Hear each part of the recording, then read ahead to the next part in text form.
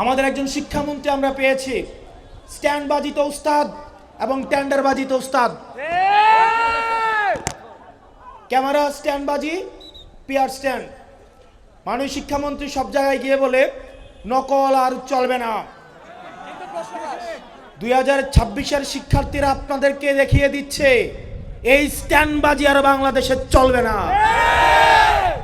সোনারগাঁওবাসী, আমি যখন আপনার সাথে এই মুহূর্তে কথা বলছি, ঠিক এই সময়ে পার্বত্য চট্টগ্রামের খাগড়াছড়ি, রাঙামাটি, কক্সবাজার, সাতকানিয়া, আনোয়ারা, বাঁশখালী, এই সমগ্র অঞ্চলের আমার ভাইয়েরা বন্যার মধ্যে কষ্ট পাচ্ছে।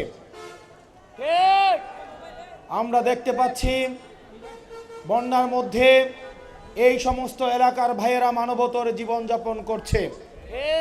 অত্যন্ত পরিতাপের বিষয়, দীর্ঘ 7 দিনের বেশি বন্যা আক্রান্ত হলেও এখনো পর্যন্ত ওই সব এলাকায় সরকারের পক্ষ থেকে পর্যাপ্ত সাহায্য সহযোগিতা পৌঁছায়নি। আমরা দেখতে পেয়েছি বন্যা শুরু হওয়ার সাথে সাথে পার্বত্য চট্টগ্রামের একজন প্রতিমন্ত্রী উনি হজ করতে বিদেশে চলে গিয়েছেন।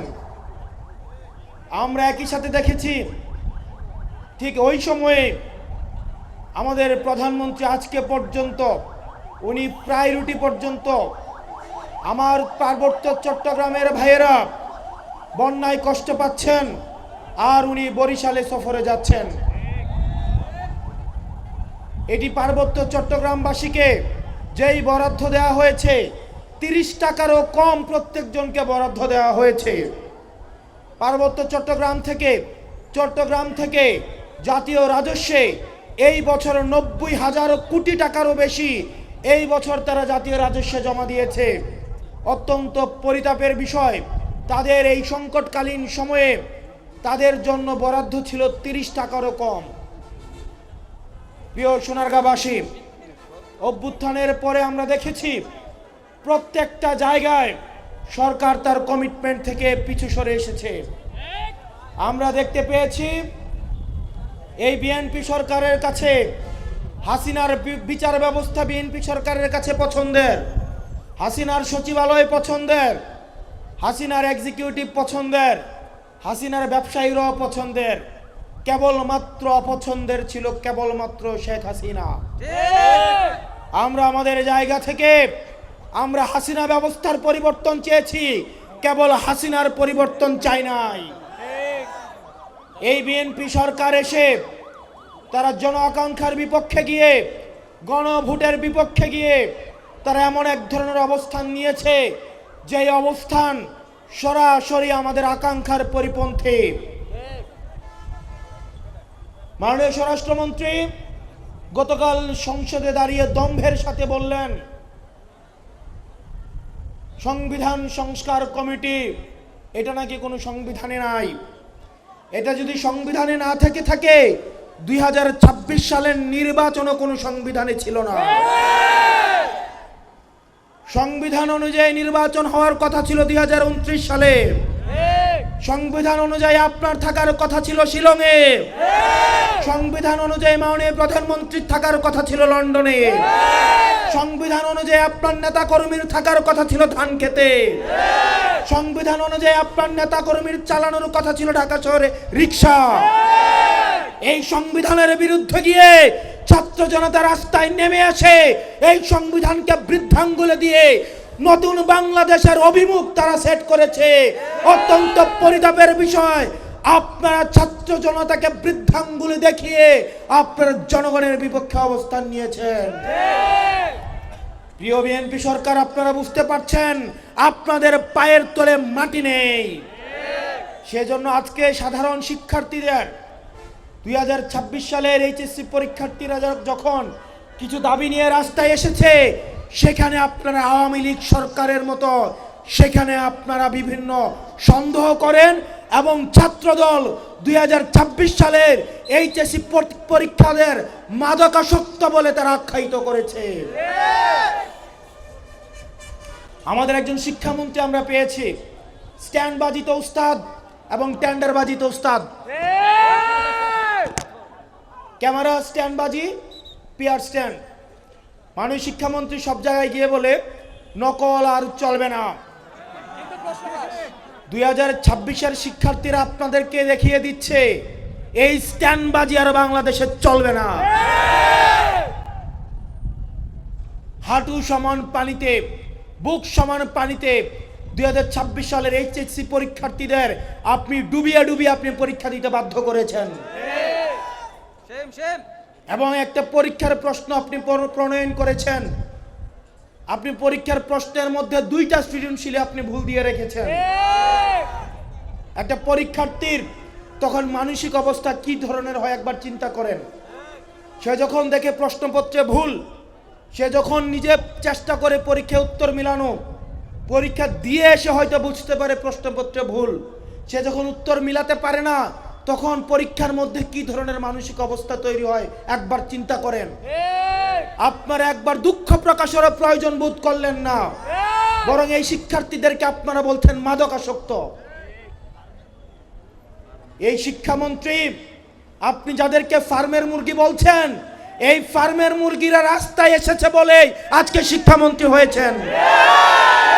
এই ফার্মের মুরগিরা রাস্তায় নেমে এসছে বলেই শিলং থেকে এসে সংবিধান বিশেষজ্ঞ হয়েছে। এই ফার্মের মুরগিরা রাস্তায় এসেছে বলেই আজকে লন্ডন থেকে এসে বাংলাদেশের প্রধানমন্ত্রিত্ব করছে।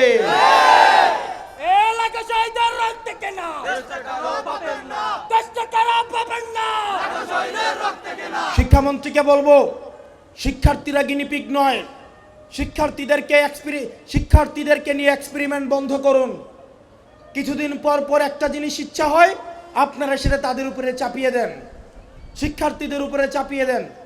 এই শিক্ষার্থীদের আপনাদের এক্সপেরিমেন্টাল টুল না, যে যখন ইচ্ছে তাদেরকে নিয়ে এক্সপেরিমেন্ট করবেন, এক্সপেরিমেন্ট ফেল করলে আবার সে এক্সপেরিমেন্ট তুলে নেবেন। কারণ আপনাদের সন্তানরা দেশে পড়াশোনা করে না, আপনাদের সন্তানরে আপনারা বিদেশে রেখে পড়াশোনা করান। পরের সন্তানদেরকে রাস্তায় রেখে রাজনীতি করাবেন, পরের সন্তানের ভবিষ্যৎকে নষ্ট করবেন, পরের সন্তানদেরকে নিয়ে এক্সপেরিমেন্ট করবেন। এই বাংলাদেশ নিয়ে এক্সপেরিমেন্ট আর আমরা আপনাদেরকে করতে দিব না। 2026 সালের এইচএসসি পরীক্ষার্থীদের প্রতি সংবেদনশীল আচরণ করার অনুরোধ করব। না হয় এই শিক্ষার্থীরা যদি রাস্তায় নেমে দৃঢ় অবস্থান নেয়, আপনার পাটাতন যে শক্ত না, এই অর্ধবেলা আন্দোলনেই সেটা বোঝা গিয়েছে। প্রিয় সোনারগাঁবাসী, এই সোনারগাঁতে আমরা দেখেছি, এই সোনারগাঁর যিনি এমপি রয়েছেন, উনার ছেলে চাঁদাবাজির কারণে থানায় গিয়ে মুচলেকা দিতে হয়েছে। বাপ হচ্ছে এমপি, ছেলে করে চাঁদাবাজি, থানায় গিয়ে দেয় মুচলেকা। আমরা দেখেছি সারা বাংলাদেশে গ্যাসের হাহাকার, কিন্তু আমরা সেখানে দেখলাম রাজনৈতিক ছত্রছায়ায় সেখানে গ্যাসের লাইনের অবৈধ সংযোগ নিয়ে মেল ফ্যাক্টরিগুলি লক্ষ লক্ষ কোটি টাকা সরকারকে রাজস্ব ফাঁকি দিচ্ছে। সেখানে যে চুনা ফ্যাক্টরিগুলো রয়েছে, সেই ফ্যাক্টরিগুলোতে লক্ষ লক্ষ কোটি টাকা প্রত্যেক বছর রাজস্ব ফাঁকি দিচ্ছে। আরেকটা গ্রুপ রয়েছে, ভূমিদস্যুর গ্রুপ, মাফিয়া গ্রুপ বসুন্ধরা, সেখানে শত শত মাইল মাইল জমি তারা দখল করে নিচ্ছে। এবং তাদের কিছু মাফিয়া মিডিয়া সন্ত্রাস রয়েছে, সেটির মধ্য দিয়ে এই ভূমিদস্যু, চাঁদাবাজ এবং ধর্ষকদের পক্ষে তারা অবস্থান নিচ্ছে।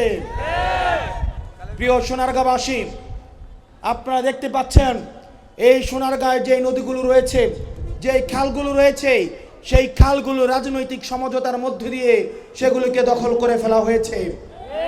আমরা 24 পরবর্তী বাংলাদেশে এই ধরনের বাংলাদেশ আমরা চাই না।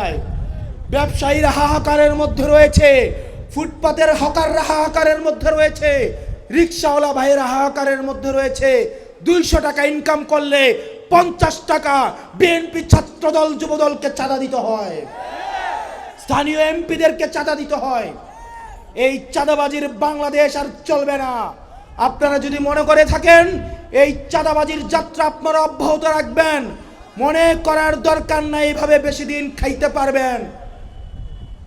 হাসিনার হয়তো 17 বছর লাগছে, আপনারা এটা বলেন সত্য, প্রত্যেক দিন জুলাই হয় না, প্রত্যেক বছর জুলাই হয় না, কিন্তু যখন জুলাই হয় তখন পালানোর জায়গা পাবেন না। হাসিনার জন্য ইন্ডিয়া ছিল, আপনারা বলেন আপনারা বাংলাদেশপন্থী দল, আপনাদেরকে আমাদেরকে ইন্ডিয়াও নিবে না, পাকিস্তানও নিবে না, আমাদেরকে এই দেশের মধ্যেই থাকতে হবে। এবং আমরা যদি জনগণের আকাঙ্ক্ষার বিরুদ্ধে যাই, জনগণ আমাদের রাস্তার মধ্যে আমাদের বিচার করবে। প্রিয় সোনারগাঁবাসী, আমরা চেয়েছিলাম রাজনীতির গুণগত পরিবর্তন।